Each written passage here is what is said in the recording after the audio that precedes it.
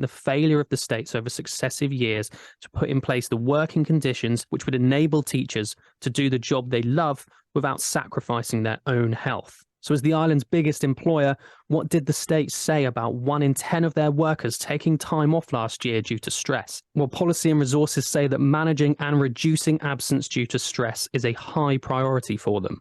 Managers actively support staff in their teams, both in terms of preventative measures and supportive measures. It says that, for example, they're encouraged to access an employee assistant program, while other support is there, including occupational health and consideration of adjusted hours and phased returns. Well, joining me on the programme this morning is an expert on mental health in the workplace, Jenny Winspear. Jenny, good morning to you. Good morning, Tim. How are you? Yeah, good, thanks. How are you? Very well, thank you. Good. What are you making of these statistics that we're hearing from Guernsey's government this morning on the amount of people signed off for stress last year? Well, I have to say it's actually a trend that we're seeing echoed across civil servants in other places.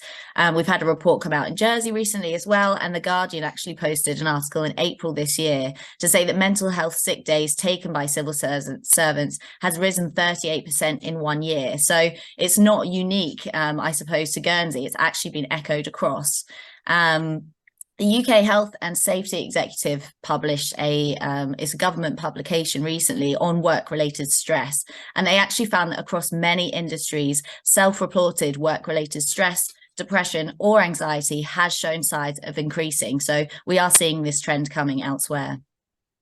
Of course, of the 479 people who were off with stress, around 136 people would say it was workplace related, which means that there's, a large portion of that is not workplace related. How important is it for the employer to make sure that, the workplace that people do come to every single day is a stress-free environment?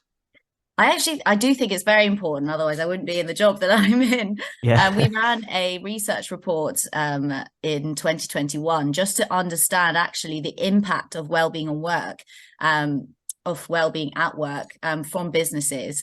And we found that 63% of respondents stated work as one of their primary causes of stress, anxiety, and poor wellbeing. So it's actually really important that organizations are aware of the impact that they can have culturally, from leadership, the behaviors and attitudes that exist in the workplace, and the impact that has on individuals, because that actually streams out into the community as well. So there's definitely a responsibility for businesses to think about the well-being of their employees.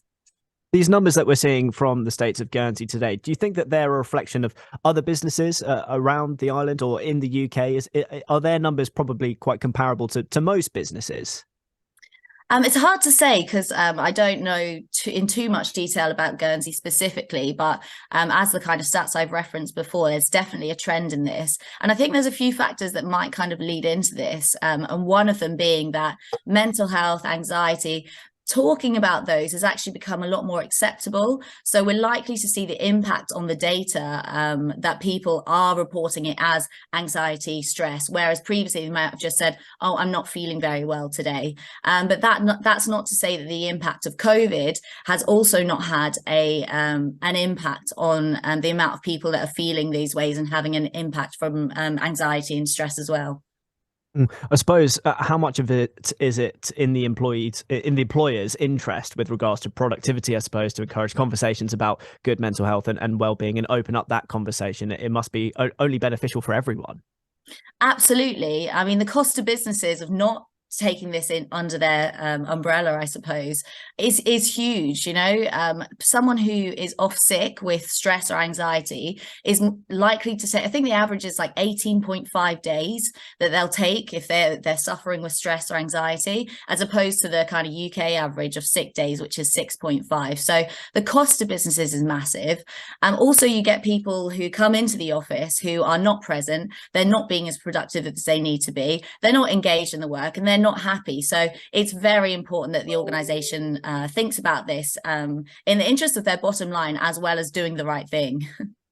From the statistics, we know the state's lost about 1.19% of work days to people signed off with stress for various reasons. I suppose if someone is feeling stressed at work, whether it is for work-related reasons or for other reasons, what's some important advice or things that they can do perhaps to try and combat that?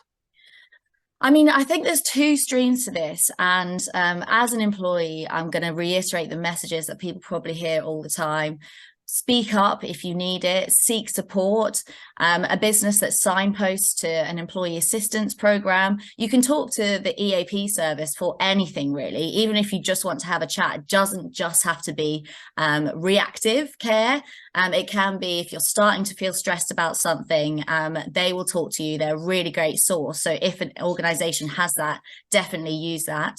Also, for those who are not kind of suffering, educating yourself on signs of stress and anxiety in others is really important. I think we have a duty in a team to kind of look out for our other team members, asking the right questions. Are you okay? Can I support you? I've noticed you've got a lot going on recently. Should we go for a coffee? Those kind of questioning can help get into the conversations, I suppose, that some people find challenging. I think on the business side, because there is a business responsibility, and there's actually a number of things that businesses can do as well to make it a better place to work.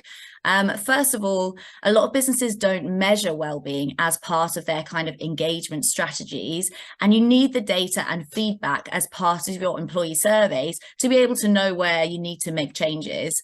And now this is not kind of tacking on a few wellbeing questions on an existing survey. This is more about using evidence-based question sets that are valid and reliable and measuring mental health areas such as stress.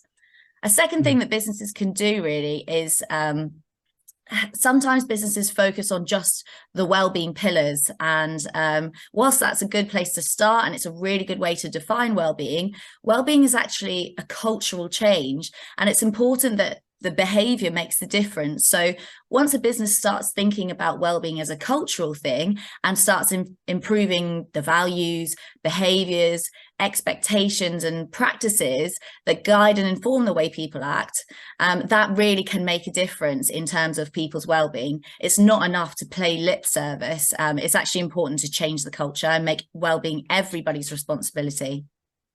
Jenny, thanks so much for your time this morning. Really appreciate it. That is Jenny Winspear, there, experts on mental health in the workplace. The Policy and Resources Committee have given us a statement regarding these figures that we're talking about this morning.